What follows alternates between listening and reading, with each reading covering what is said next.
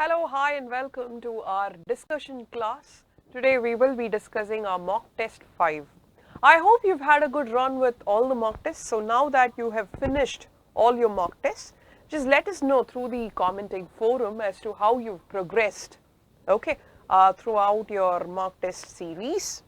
As I said earlier, it's a very good practice to, understand how you've gone ahead with your scores in these mock tests. Okay, so number one, basic concepts, you'll have to be absolutely sure about them.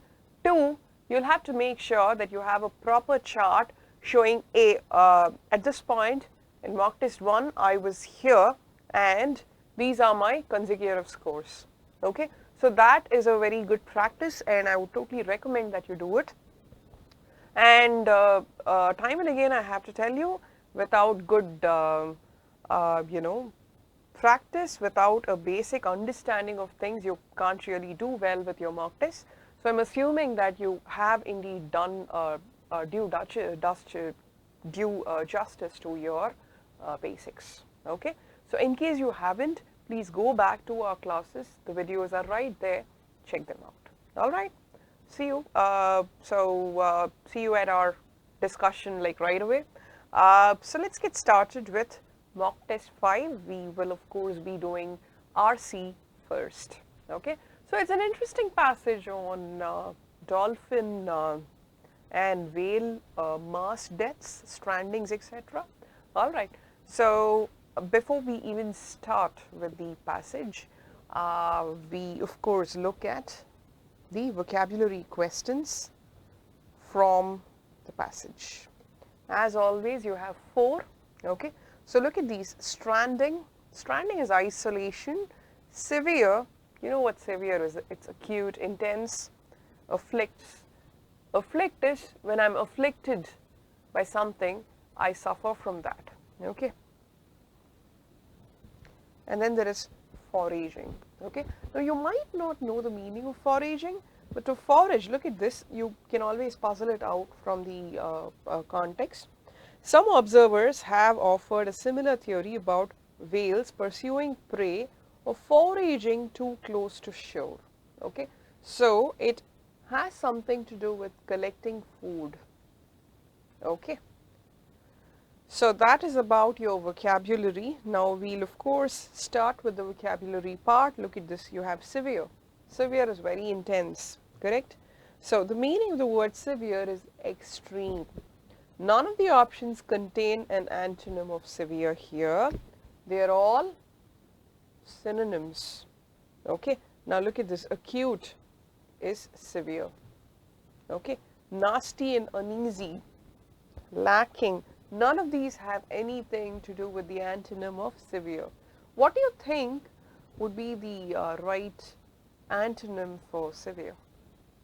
Think about it. Not very intense, something that is the opposite of intense.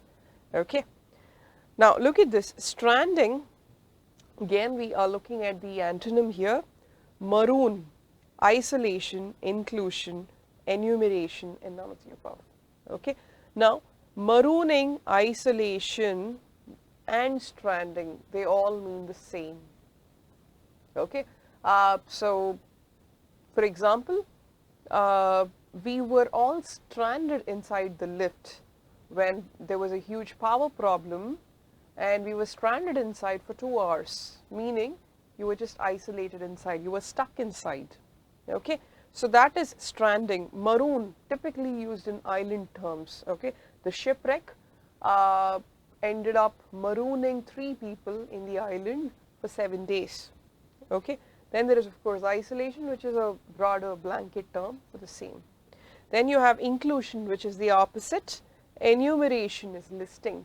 Okay, so those of you who do some amount of programming would figure out that enumeration is very simple to understand, right? Because you would be using that in your programming terms. So inclusion, that is the opposite. Okay, so C is your answer here and E is your answer here. And then we come to synonyms. Afflict. Afflict, as I said, when I'm afflicted by something, I suffer from it, I endure it. So look at this, weather down, activate, trouble, predate, and none of the above. I'm troubled by something, that's affliction, okay. The meaning of afflict is to trouble, so C is the answer, okay. What is the meaning of predate?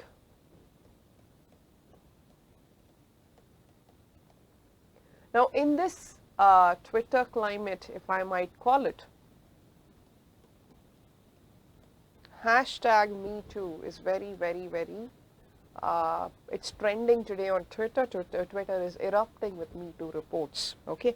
And why is it trending? What's the basic cause? Predators everywhere, okay. So who is a predator? Someone who preys on someone, okay, takes advantage of people, okay. So the who's who of media houses, cinema, journalism, media, they're all coming under the radar for their misogyny, their sexual predation and all that, okay. So the word predate, you know, that is what gives rise to predator, predation.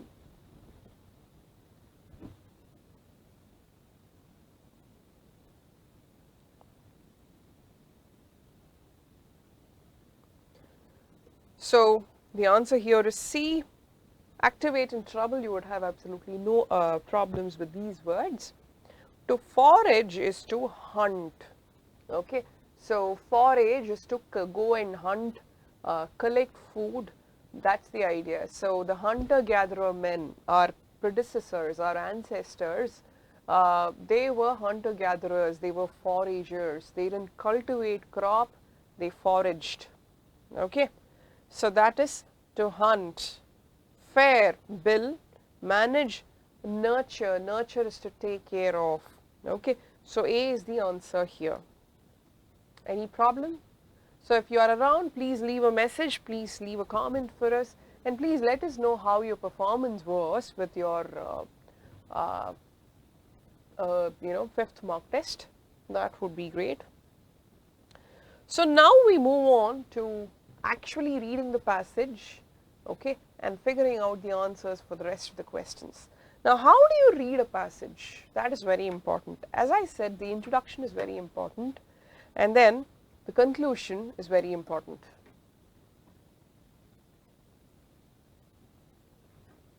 Okay, now look at this. Just look at how I read. There are very few sights in nature that are more tragic than that of a pod of whales. Some of the most magnificent and intelligent creatures on earth are lying helpless and dying on the beach. So the entire thing is typically about whales and dolphins dying, getting stranded, okay, and on the beach, remember. Mass whale stranding is not a phenomenon unheard of in many parts of the world, and no one knows why. Scientists are still searching for answers, so there is something that is not answered yet. There are several theories, okay, as to why these animals sometimes swim into shallow water, end up stranding themselves. Some scientists have argued that a single whale or dolphin may strand itself due to personal illness, injury, okay, due to whatever reason, and these are the reasons: swimming too close to the shore, refuge in shallow water, or trapped by changing tides. Whales are highly social creatures that travel in pods. Pod is the collective term for dolphins and whales, a pod of whales, okay. Mass stranding may occur when healthy whales refuse to abandon a sick or injured pod member and they just follow them to shallow waters. So this is one reason numero uno. Then, while dolphins are also known to share a common fate in some cases, the occurrence of mass stranding among dolphins is less common, okay. So there is a comparison. And even among whales, it is more common with deep water whale species. And then you have two examples. Orcas or killer whales, they live closer to the shore, have less incidence of mass stranding. Then, this is something that we've already read when we were discussing foraging. So when they forage too close to the waters, they get stranded. And then they get caught by the tide. This seems highly unlikely because number of stranded whales that have turned up with empty stomachs. So, an autopsy on these whales that shows that they have turned up with empty stomachs. So, that is not always the reason, that is the research finding. Then, one of the most, okay, does Navy sonar cause whale stranding? One of the most persistent theories. Something disrupts the whale's navigation system, okay, lose their bearings, stray into shallow water, the pod ends up on the beach. So, there is a connection seen between stranding episodes and the use of low frequency and mid frequency sonar used by military ships. Navy comes into the picture. Sonar can result in serious injuries. Military sonar transmits powerful underwater sonic waves, a very loud sound that can retain its power across hundreds of miles. Then there is a very specific incident that the passage talks about, that is important for us. In 2000, whales of 4 different species stranded themselves after a Navy battle group used sonar in that area. So, this shows how destructive sonar is to marine life.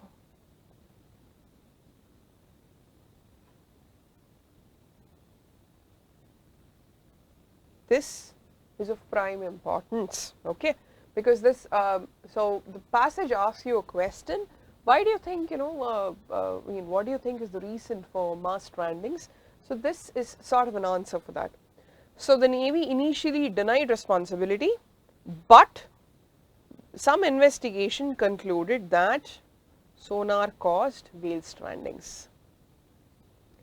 And then there is evidence of physical trauma, bleeding in their brains, ears and internal tissues. In addition, look at this, sonar is being used, they have symptoms, and the human equivalent would be decompression sickness, okay. So, when you do a scuba dive, even if it is just something as small as 6 meters, okay, you do not do it in one go, okay, and you do not do it like vertically this way. When you go down, the altitude decreases and then your ears start paining.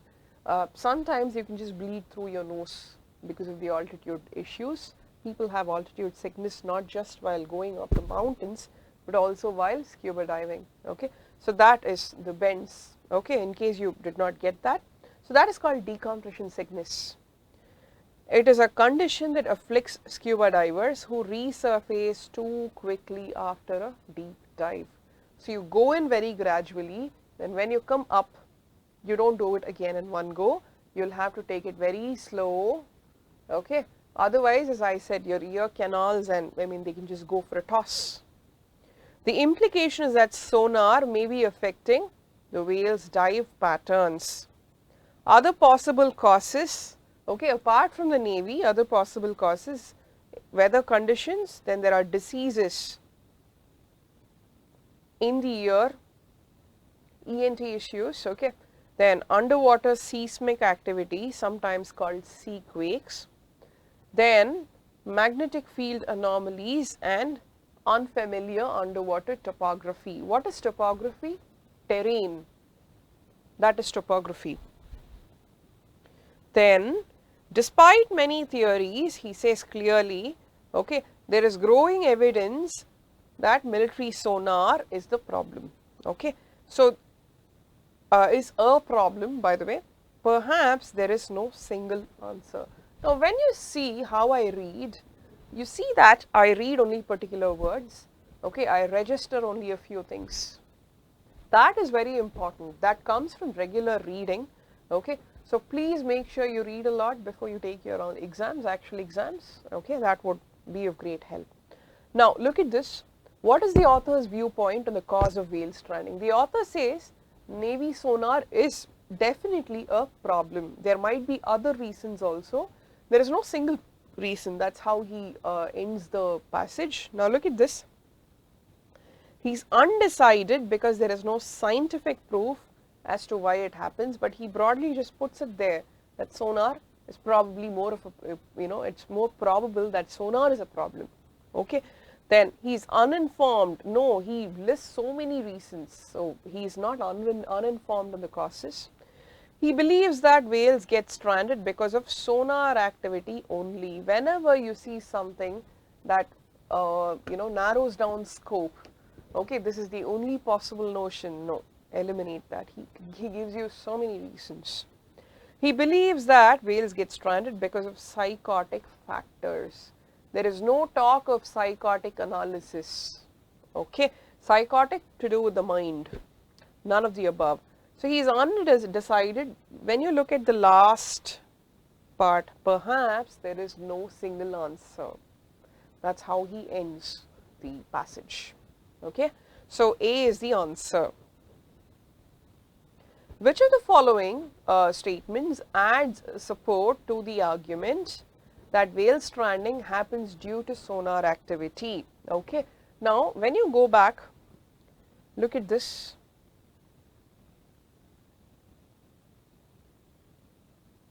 Sonar can cause serious injuries. In 2000, 4 different species stranded themselves after the Navy did something in that area.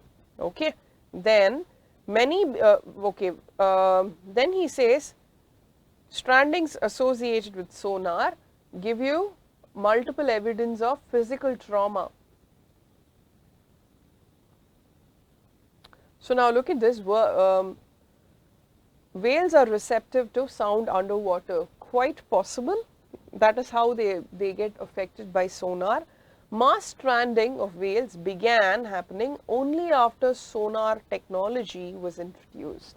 So you might have historical information on whale strandings. For example, take the tsunami, for example. Okay, so the tsunami was something very new that the Indian coast saw. Okay, it was typically something that was more prevalent in Japanese coastlines, but that being said, there are historic accounts of tidal waves, giant tidal waves in the Dravidian coast that is discussed in ancient literature. Okay, so you see that historical evidence is sometimes presented in these cases. Okay, if there is no historical evidence of mass stranding of whales and dolphins happening before sonar happened, you can, further the theory that sonar is what causes mass deaths in whales and dolphins. So look at this.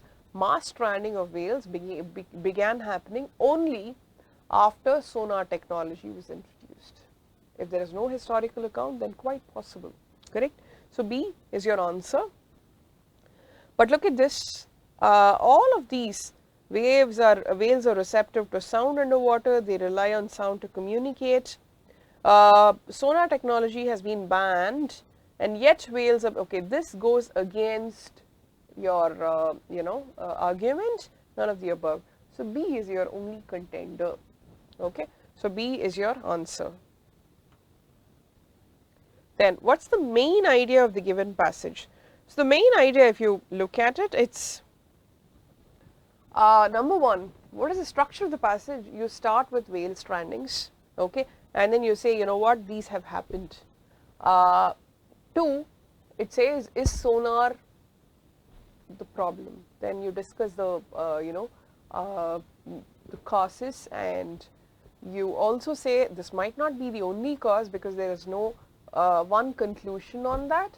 And then you say it could be due to this, that, blah, blah, blah. All right. But the author says sonar is probably a very strong contender when you talk of mass stranding of whales. Okay. So what is the main idea of the passage?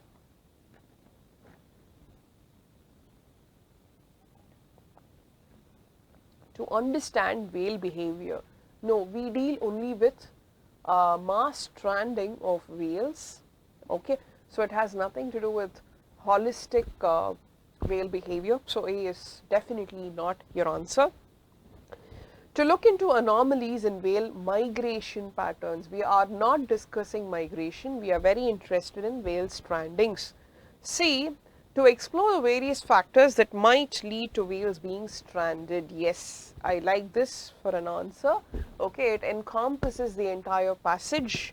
Then D, to understand what happens to a whale when it encounters sonar. It's not just sonar that the author discusses. He also says it could be due to this, it could be due to that and all that. Then none of the above. So C is your answer. That is the only option that makes any sense. So I go with C. Then we've already seen this. So I hope this gives you a good idea on how to do your RC passages. I know that we've just done it in one shot and it's taken 22 minutes, of course, because I had to explain a lot of things. Okay, so do me a favor and just do one RC in one go. Let me know how long it takes. Okay, so simulate exam conditions and then start off. Now look at this. This is your para jumble with an odd man out. So the first thing that you do is figure the odd man out, eliminate the wrong options, come up with the answer. Okay. Now look at this. AP is an actor afflicted with something. Whenever there is some very difficult terminology, remember you need not really register that it's something. Call it XYZ. Okay. AP is an actor afflicted with something, a condition which was once thought to affect Merrick, has said he wasn't even given the chance to audition. Okay. Now, chance to audition where comes into the picture. So, even though A can probably start a sentence, the usual suspects are in there. There is no undefined pronoun. There is one pronoun here, but you know that it is AP, the actor. Okay. So there is no undefined pronoun. There is no inconvenient conjunction here on top. Okay. But that being said, chance to audition, and then you ask yourself, audition where? Then look at this. Channel X has been facing wide criticism over its decision to cast a non-disabled person in its remake of The Elephant Man. Okay, so this explains your audition part here. So you understand that B comes first and then A. Probably not in this order BA, but B comes first. B comes before A. Okay, so anything that starts with A, I eliminate A. Okay, and anywhere where A comes before B, I would like to eliminate. So this goes. Anything else? No, that's about it. Okay, so I've eliminated 2 already. Then Botswana has faced a major wildlife crisis and has lost dozens of elephants in the past 1 year. So 2 of these, A and B, talk about auditioning for a program, a TV show of some sort. So I know that this has nothing to do with elephants. I eliminate C. Along with that, I also eliminate all options that have C. So option C is eliminated. I know that B and D are my only options. Okay. Now I look at E versus B.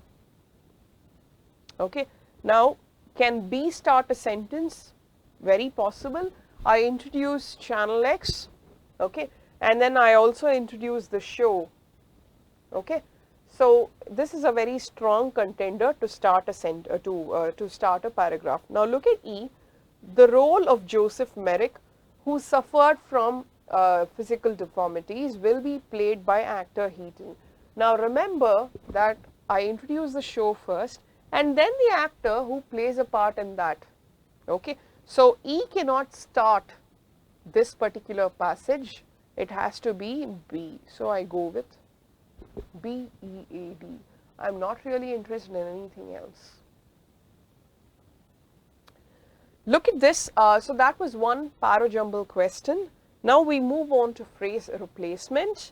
Look at this. They are hiding behind the government to try to keep them going, says JJ, the chief executive of Madmen Corp, a Turkish-owned manufacturer which imports iron pipes from their parent company and finishes it at its plant in Baytown. Okay. Now look at this. Look at the options. Okay. I know for a fact that Madmen Corp, that is the Turkish-owned manufacturer. Okay. So right after the comma, I need this. So A is right in that aspect, B is right in that aspect. Okay. A manufacturer from Turkey which imports, that still makes sense. So I'll let that be. D is not an option here because importing blah blah blah. Okay. And then he says a Turkish owned manufacturer, does not make sense. Okay. So D is eliminated in your first pass. Then that which, what makes sense here? When do you use which?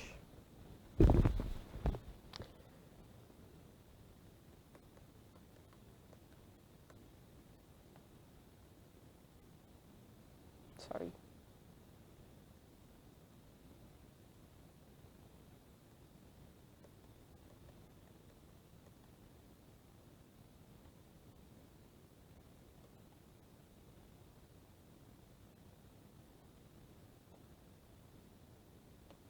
Look at this. This is the house which was sold. And then also look into this.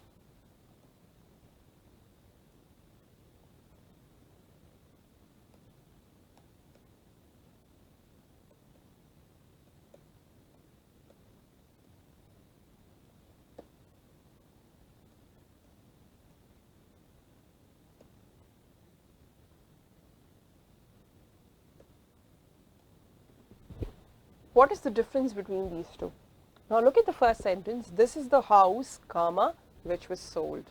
Now if you have comma which, remember, the which here is a pronoun that refers to whatever that comes before the comma. In this case it is house. Okay. So this is the house, and then when you take it out to another phrase, which was sold. Okay, what was sold? The house was sold. There is absolutely no confusion there. Now look at this. The house on the lake that was sold is being renovated. What happens if I have which instead of that here? The which here would refer to the lake. Now look at the sentence on the whole. The house on the lake which was sold is being renovated. Now ask yourself, was the lake sold? Is the lake being renovated? No, right? It doesn't make logical sense. It is the house. Okay. So this is the difference between which and that. Now tell me, do you use which here or that? When I talk about Madmen Corp, okay, it has to be that and not which, because whatever happens here, even though it defines Madmen Corp, okay, it cannot be which, it has to be that. Okay. So I also eliminate B, I eliminate D as well, B and D are gone. Okay. Then I also eliminate C. So my answers are between A and E. Now ask yourself what the difference between A and E is. A Turkish owned manufacturer that imports iron pipes from its parent company versus their parent company. Okay. Now remember that Madmen Corp is one single entity. So it has to be this and not their. A is your answer. I am not looking into it any further. This is how you do your phrase replacement. Now look at this. In several cases, at least one another team member 2 objected to a request that drew an objection from the industry. Okay. Now remember, to here is wrong, it is also. Okay.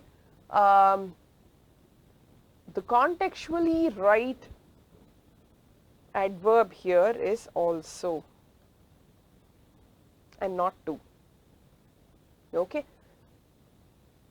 I eliminate all options that have to.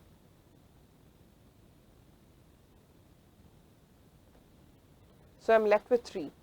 At least only one team member. When you say at least and then only one, you're just being repetitive, correct? That doesn't make sense. At the very least, only one member of the team also denied. Now look at C, at least one other team member also objected. Okay, here you're making a change with the meaning as such, and at the very least only one member, at least and only. So you're repeating it. C is right. It's contextually right. Look at this. At least one other team member also objected. Okay, it is. Brevity is preserved, the meaning is preserved, and it is grammatically correct. Look at this. Mr. Johnson said the team requested an extension, so it could have time to build a factory to production. What is now important? So this has to be produce, correct? Factory to produce what is now imported. I eliminate all the options that have production, that is E. Okay, then which produces, because factory is singular, so I eliminate D for that reason. Look at C, that have enough potential. Okay, has, if you use this, it has to be has and not have, because factory is singular. I eliminate this. That produces, yes, that produce does not make any sense. You're left only with A. I go with A. Now read A. To build a factory that could produce what it now imports makes absolute sense. Now look at this.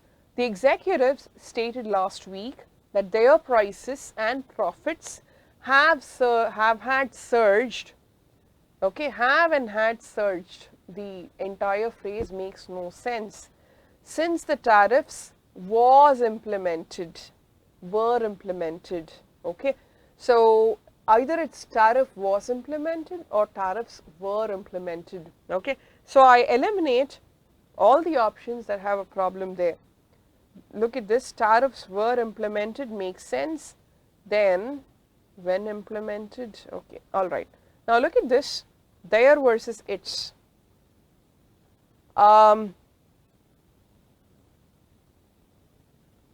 You're talking about something, okay, its prices have stated.